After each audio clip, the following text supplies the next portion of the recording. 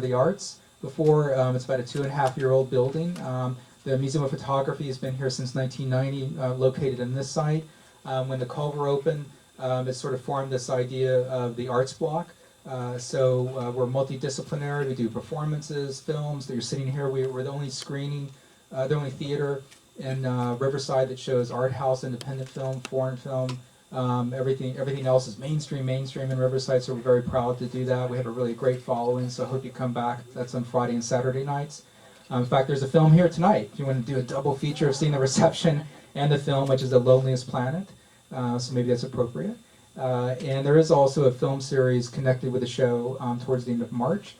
Also, we have a lecture by Trevor Paglin, March 22nd, Friday, that I hope you can make, which he'll talk about his project that launched in November, and it's also discussed in the exhibition where he sent up, he kind of re-envisioned the 1976 Voyager spacecraft golden disk that went up with images and put a new set of images and some new ideas on a golden disk on a Russian communication satellite that went up in November, with the idea of what kind of legacy would you leave for the future if you knew something was going to be around for millions, billions of years potentially, because it's going up in an orbit where there won't be any atmosphere drag to pull it back down. So it was an interesting thought experiment as to, if you were thinking in those terms, what you would leave for the far future. And what's that? Okay, sorry. We're we're recording this. So actually, when we do the Q&A afterwards, we are recording this to make this into a podcast. So just be aware that your questions may be recorded, and I'll be around a mic so everybody can hear your question. So I'm going to say just a few words about how the show came together. This show's been in the making for 4 years in terms of it really beginning in 2009 when Marco and I met out in the desert. And I was working on another project with a mutual colleague, Dick Hebdig, on a project called Mapping the Desert, Deserting the Map. And that was kind of doing all these art projects out in Wonder Valley, Joshua Tree. And I had wanted to do a project, I wanted to continue this sort of artist-based desert studies that really Dick Hebdig was beginning to do at UCR Palm Desert campus, but then he returned to Santa Barbara. But that idea really stuck with me because I was out here now and sort of near the desert. And I was, but a year before that, I had been visiting X-Corps, actually, and Kaki Rodway's here from RexCorps, up in the Mojave Air and Spaceport. So knew that was in the desert. There's a lot of military, a lot of these types of things often happen in deserts, both for secrecy and also you just need a lot of land to crash and burn your experiments, so they're not around near people. So that kind of was in my head. And then I said, well, and I've always had this interest in aerospace. And so when I sort of talked about that to somebody else, he said, you got to talk to Marco. And at that time, I knew of Marco, some of his earlier work, but I didn't know really to the degree of how he had been involved with this intersection between space and art. So that's how we came together. Then we began to write some grants. And initially, we were thinking about doing a project dealing with the moon. I mean, that was the first idea because the moon is such a present image in our imagination. But of course, right when we thought of that idea, Rob Lafreniere, a curator from the Arts Catalyst, and Arts Catalyst has really been on the forefront, an organization in London of doing space-themed exhibitions, had just organized an exhibition called Republic of the Moon. So we said, okay, can't do that now. So then that kind of pushed us to think, okay, how can we do something different, and how can we do something that hasn't really been done in the U.S., because a lot of this work has really been present in Europe, not here in the U.S. So then we sort of realized that there was this big cultural shift beginning to happen in the United States, where the Obama administration was now allowing private enterprise to basically begin to develop projects and go to space. So the most prominent of those at the moment are SpaceX, which had the Dragon capsule dock with the International Space Station in May. You had I guess you could sort of say maybe it began with Burt Rutan in 2004 when he won the Ansari Prize of going, I can't remember the things, but I think it was going up within a week or 2 weeks twice and then coming back down into low Earth orbit. And then that technology, he teamed up then with Branson to do Virgin Galactic, which will be flying out of New Mexico. And then really the third company that, sort of there is X-Corps. In terms of, beginning to achieve these low orbit flights on a sort of private entrepreneurial basis. And so I think that's what kind of gave us the impetus to think, okay, let's focus on that. And then I think the important question really as to why it's important to have artists at the ground level as this access begins to open up is to make sure arts are involved, or culture, because those are the people who are going to ask the important questions, the moral questions, the philosophical questions, the ethical questions, because no one owns the moon, no one owns space at this point, but of course, as we get access, people are going to want to own those things. And so we need to have those questions early on, before it's too late. But the attitude sometimes is just do it and let policy come later. But I think ideally somehow you try to have the two interweave together as they're both developing. Because if you have too much policy ahead of time, nothing will get done. So you have to kind of have that balance. So anyway, so that's a little bit about how the show came together. I'm going to turn it over to Marco, who could maybe set up he has this vast experience in some of the projects he started, of which many of the people here on the panel have intersected with Marco in the past. Whenever art and aerospace intersected in the past, it's been a very rough intersection, since these are two really complex systems that have sometimes difficulty to talk to each other. Mostly really, on the science, I will say that, on the science and engineering side. They don't, there's a lot of scientists and engineers that don't really understand what contemporary art is, and what conceptual art sort of achieved, and what the history of aerospace is, because it's also sort of their legacy. And it goes back, we can start really with the Roman poet Lucian of Samosata, who describes very eloquently in his poem A Voyage to the Moon, complete with a microgravity component and the feelings that that this evokes in the human body. And so the arts were always imagining, of course, this. And the one intersection that does sort of get credit, and we had a lot of exhibitions on that level in Europe, in the States, if we talk about the Western world, is of course science fiction, and that's where a popular culture sort of meets aerospace, and everybody seems to be understanding that translation. But this one is a little bit more obscure and complex. So obscure that we have artworks on the moon that had to be brought there clandestinely, sort of undercover. And they are there. One of the sort of chips is the Forrest Myers Moon Museum, who he created with a lot of other artists like Rauschenberg and Andy Warhol even, and Oldenburg is actually exhibited here. We start the exhibition with the entry in the Museum of Photography is actually through, on your right hand side you will see a reconstruction of what is called the Trieste Constructivist Cabinet. Now I come originally from Slovenia. I was born 20 kilometers from Trieste and lived there for many years, and that's why there's a little bit of a Slovenian slant to the show. But it's not only because of that. It's also because with Dragan's work and whatever happened later, and it's very much present in the show, the Cultural Center for European Space Technologies, which Dragan, Micha and Dunja have sort of founded and built. It's a huge building and an enterprise to bring together the arts and the sciences within the space domain. For the first time we have an institution in the world that actually is going to do this and cultivate this. So it's really, really an exciting few years on that level for us.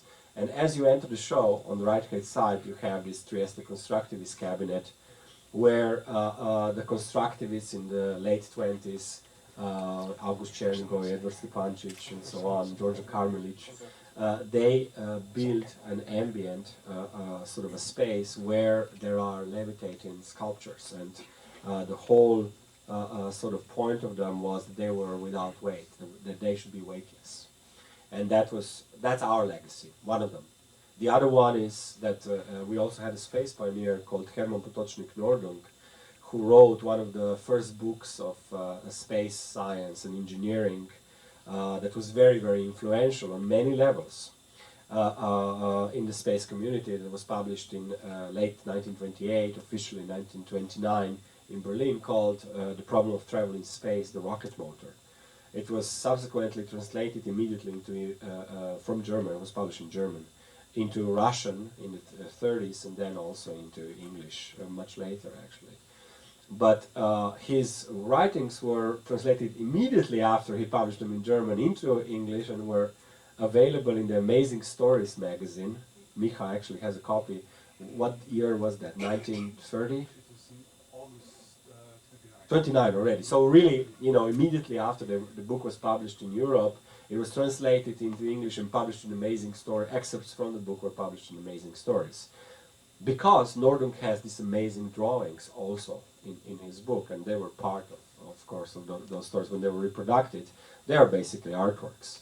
And what he also defined was a space station in the geostationary orbit and calculated that orbit. And you know, and this is how art and space intersect. After he calculates this orbit, Arthur C. Clarke, which of course is primarily a writer, we know him very well, right?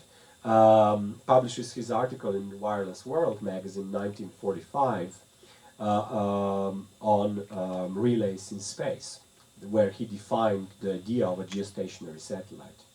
And the second quote in his article is, of course, Hermann Pietronigro, which calculated this orbit in the first place.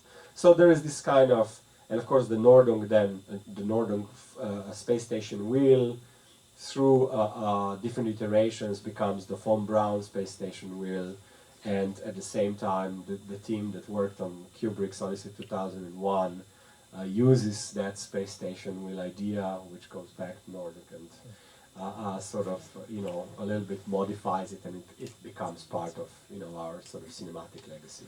So there's a lot of these beautiful intersections, and when Dragan started training for a cosmonaut in the mid-90s, he had already a lot of symbolic sort of connection to space through Nordung and so on. He will talk a little bit about that.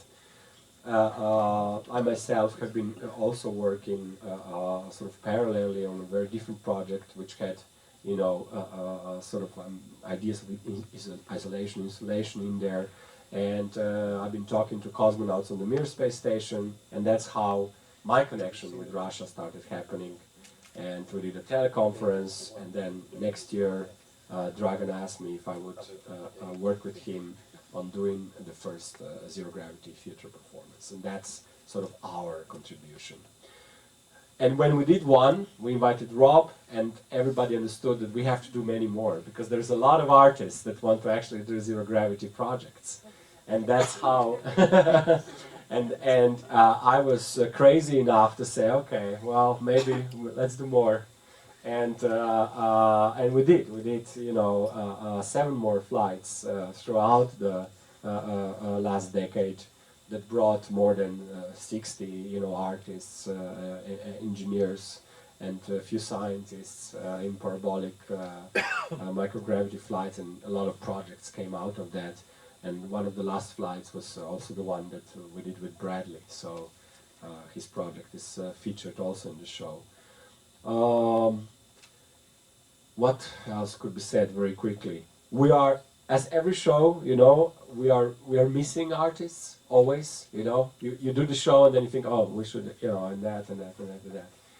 That's how it is. That's the nature of curatorship. That's the nature of deadlines and, you know, money. So we will continue this journey.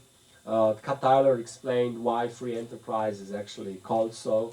And you know, Southern California is here. It's one of the main centers of this free enterprise. That's why XCOR is here, and because they are space cowboys, they understand art a little bit more than the less space cowboysy types. And and I think that it's going to be an exciting sort of you know, 20, 30 years from now on, and we'll see where this will take us. For us, it's really important, you know, that art, conceptual art, contemporary art is present from the inception in these activities, so that this kind of historical holes, as we have been witnessing them in the past, won't be so normal as they seem now. Okay, thank you.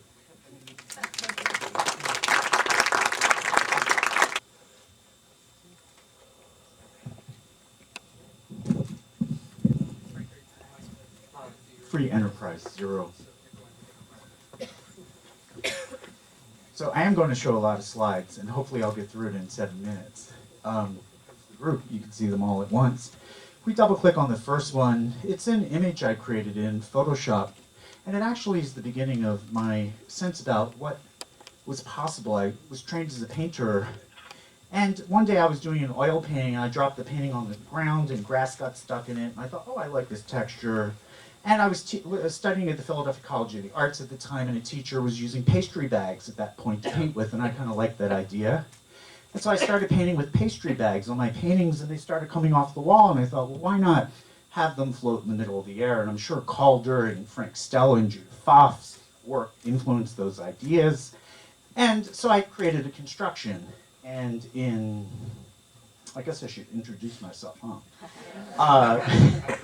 My name is Frank Pietronigro. I'm an artist working in the space environment, and I, probably in 1974, I have notes in my notebooks. Here in the exhibit it says 1977, where I had this basic idea that I wanted to paint in weightlessness. So I simply began trying to find a zero gravity chamber, thanks to the misnomer that was created in my mind because of science fiction.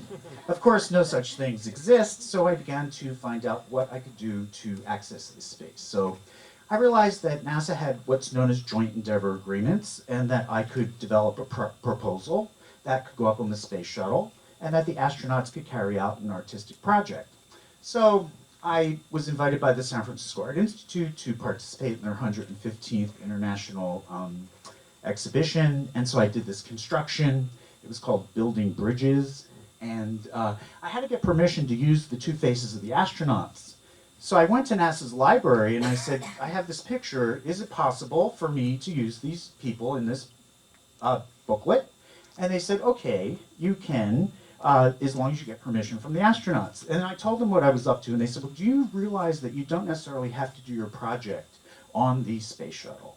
And the intention was that the painting should drift of its own accord in weightlessness and then form into its own shape without any influence whatsoever from the hand of the artist. And so in pure weightlessness, I think these works should actually take place, not in alternating gravity of these parabolic flights. Can we see the next slide? So I got permission, and I was told at that point that the Texas Space Grant Consortium had a program where university students could submit proposals to NASA, and you could hear from Richard Clark's discussion how important it was to walk a fine balance between these cultures, between the culture of space science and the culture of art. And of course, the politics of all of that was probably some of the more intriguing aspects to my own project. Here you can see earlier components to this concept of a chamber in which paintings could take place aboard a zero-gravity parabolic flight. The awkwardness of this is absolutely ridiculous. The weight of it is impossible. The points on it would, kill people. Let's look at the next concept. Of course, it was getting a little bit softer to kind of create a chamber in which I could paint in. Let's move a little bit further. Next slide. Of course, in, I guess it was 1984, I had this idea of developing the Joint Endeavor Agreement with the Marshall Space Flight Center, and then it was in 1994 I went back to college, to the Art Institute, and I began working on this idea feverishly. I thought, I really want to try to work in paint and weightlessness. And so I found out about this project by getting permission to use these astronaut faces from the librarian at NASA just by chance. So serendipity contributed to that evolution of the work. And they said there's this parabolic flight program with the Texas Space Grant Consortium, and if you can submit a proposal from an institution of higher education that would offer it as a 4-credit college class, with the school committing to flying a team of artists to the NASA Johnson Space Center to do experiments. And from my perspective, I was always intending to do art in space. My desire was to do a floating painting, what I call a drift painting in support of the Situationist, the concept of drift. I like the idea of drift. I have no control over the drift, as I think it's true for all of life. So in some ways, my paintings are realism and printing, printmaking, and performance work. So where am I at now? I am at the NASA Johnson Space Center. Let's move a little bit further. I decided to meditate on the jet. You could see that I had to wear a flight uniform. We didn't have to wear anything for takeoff and landing except for this flight uniform. NASA did approve a project for flight. Initially, the proposal, that's 5 minutes? Yeah. Oh my God. Okay, initially NASA approved the proposal of the flight. And then 3 weeks before we were ready to go, it was canceled because we were told that we weren't doing strict science. And that the development proposal I sent to NASA's public relations to offer us an opportunity to take the knowledge we gain and communicate it to larger audiences. You know, I was wanting to have a film crew come and document our work as we were doing it. But the NASA, and you'll see the letter in the exhibition, said that the producers of the film Armageddon were refused to use access to the jet because of the fact that the FAA had precluded any non-scientific activities to be conducted within these spaces. So they canceled the project, and it was at that point that the San Francisco Art Institute stepped up to the mound and they negotiated institution to institution. And at that point, and we can keep moving through the slides, and we'll leave it at this one, NASA and the Art Institute said that we were studying fluid dynamics, law of conservation of angular momentum, and the collision of hard and soft objects. But my desire was to do art in space to help reduce stress, to decrease boredom, to enrich the space for enhanced social relations. So I did a series of projects. NASA scientists said, we want you to do a drawing of a train engine, or a drawing in weightlessness and on the ground blindfolded. So I did this drawing here. We can move a little further. Of course, here I am on the ground in the hotel room doing the drawing of a train engine. Those images were hobo symbols that hobos would write on the ground, and I considered myself a nomad going from one culture to another that was very different than my own. We can go to the next one. Of course, this is the drawing done in the jet itself. On the ground. Let's go to the next one. Of course, I blindfolded myself, and let's go to the next one. And that, of course, caused me to get motion sick for the whole flight because your proprioceptive sensors do not work in weightlessness. Your vestibular system doesn't work in weightlessness. Your whole experience of the space is from here up. And if you cannot see, you have no sense of where you're at. So, of course, that jettisoned me into getting sick every time I lifted off to do my work. Let's move on a little further.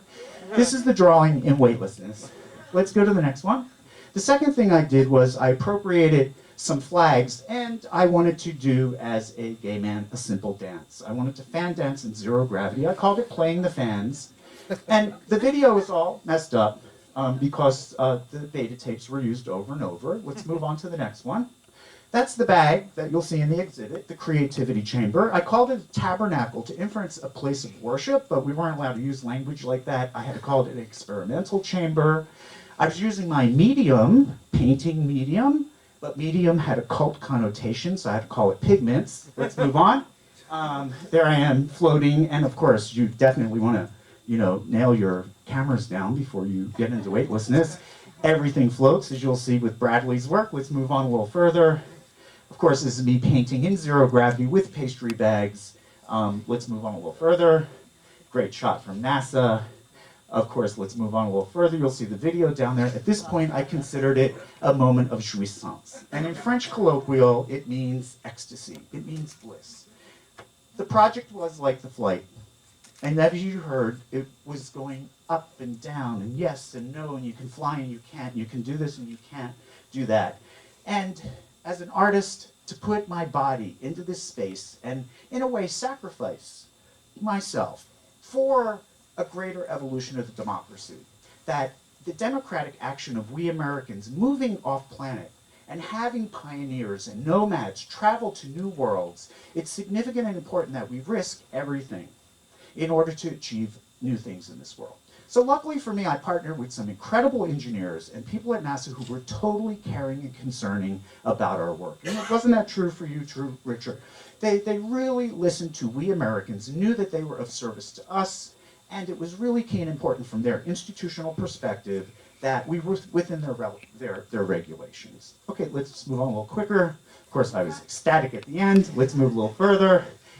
Of course, from that, there's generativity. The Zero Gravity Arts Consortium is an organization I founded. We want to do an interactive parabolic flight from the jet where there are staging areas And of course, they've done this many times already. We always wanted to do live interactive webcasts.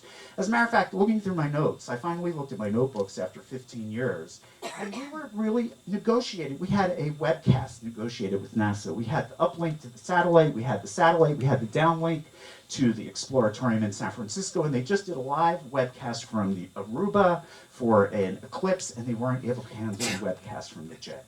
Because the concept is we always love to invite people in through interactivity on the internet to influence the works in weightlessness as they're happening, to contribute to the evolution of the work as a democracy. So let's move on a little further. I did some microgravity mobiles in my second flight. Let's move on a little further. I took this text from a queer artist in Paris, Gabriel Pomerand. He did this graffiti all over the West Bank. And so I appropriated the graffiti and then I floated in weightlessness to consider and posit the question, what new forms of communication will come when the signifiers are constantly shifting and changing, and I as the author and the interpreter and my point of view is shifting and changing? If we were flying together in weightlessness and we could all bring stuff back to space with us as we go to Mars to evoke memories through smell, taste, sense, touch, but also interactive works that we could collaborate upon. Let's move on. So that was that. And then in 2006, I was co-chair for the Space Art track for the International Space Development Conference.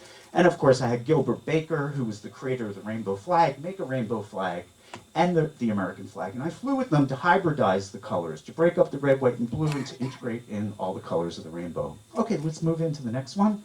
This is a project with Lowry Burgess. You have to go. Okay. Thank you. Too many slides. Appreciate the time. Thank you for doing this, Tyler, Marco. Thank you. And the ways that you change the language or the value in your project.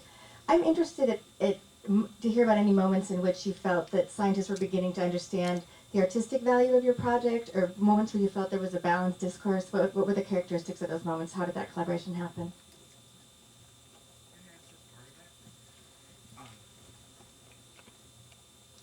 You know, at the local level, at the Johnson Space Center, of course, we all knew what we were up to. We understood the value of the discussion. And because these were two cultures meeting, and the NASA scientists were not estranged from artists. They have an NASA art program. You know, they're not estranged. So there was a great appreciation and a great understanding. However, I think because of the possibilities of how the story is told and the control of that telling of the story is key and important, because the sensitivities and the issues that are relevant to this, because it's so expensive. You know, this is a project about expensive activities, and so there's a lot of issues relevant to the expenditure of such capital. And so I think the sensitivities around those expenditures and the nuances of those relationships are really the sculpting that's taking place between the artist and the scientist. And there is great movement, and there always has been, and I think we're really beginning to realize in the spirit of Leonardo, this is where we need to go as a species. It's happening. So thank God we're breaking through those constrictions. I want to add just real quick to that. In the show with many of the projects, in order to exemplify just, you know, the levels that it's required to go through, we have some documents for many of the projects that you can kind of page through just to show all the letters and all the bureaucracy and all that kind of stuff they had to go through. Richard, you were going to say?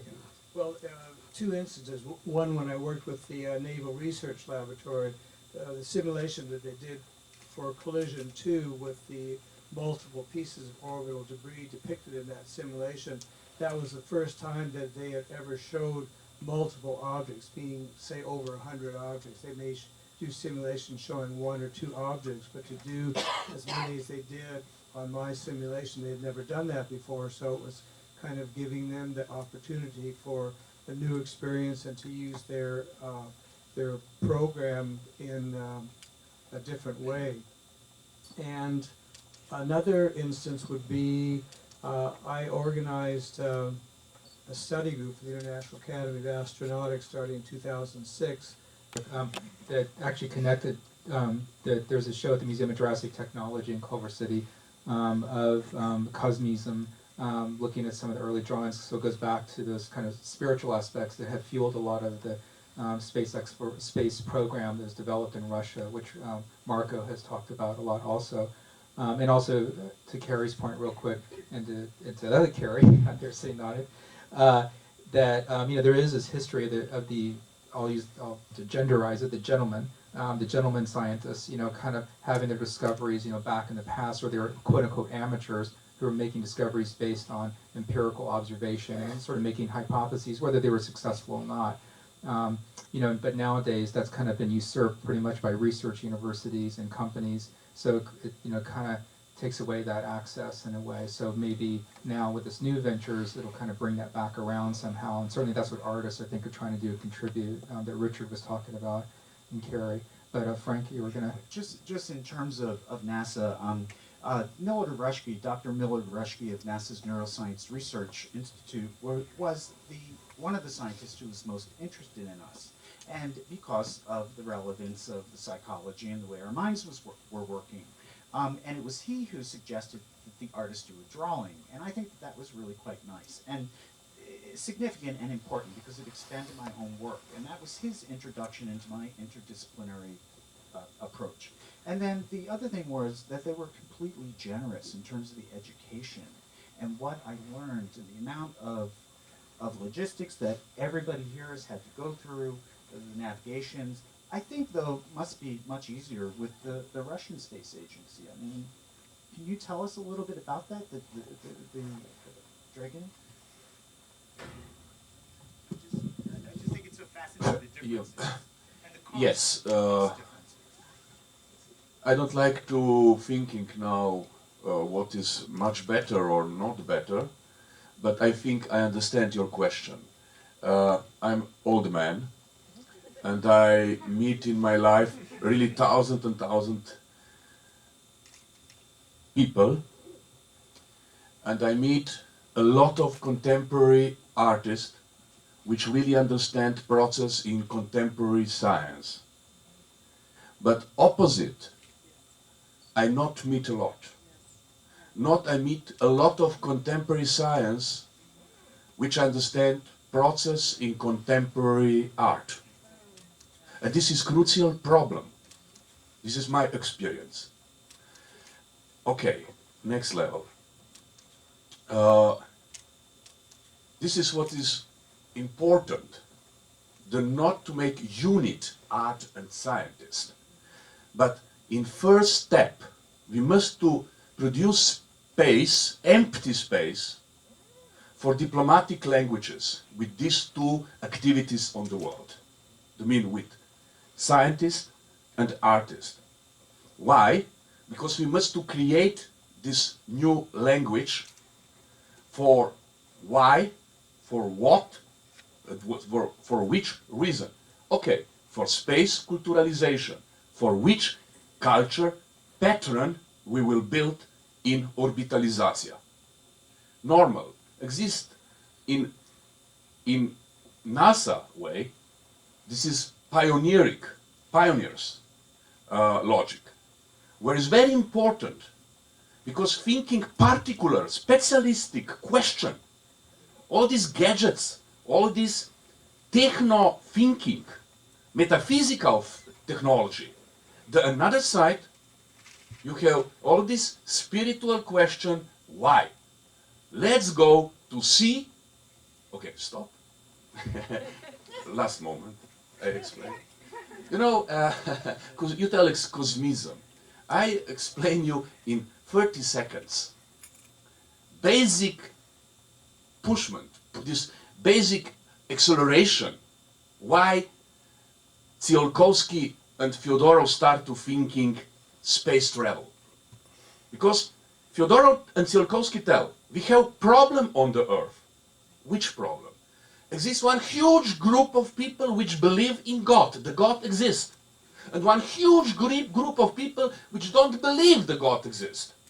And one group tell, yes, exist. And another group tell, no, not exist. And after start to conflict.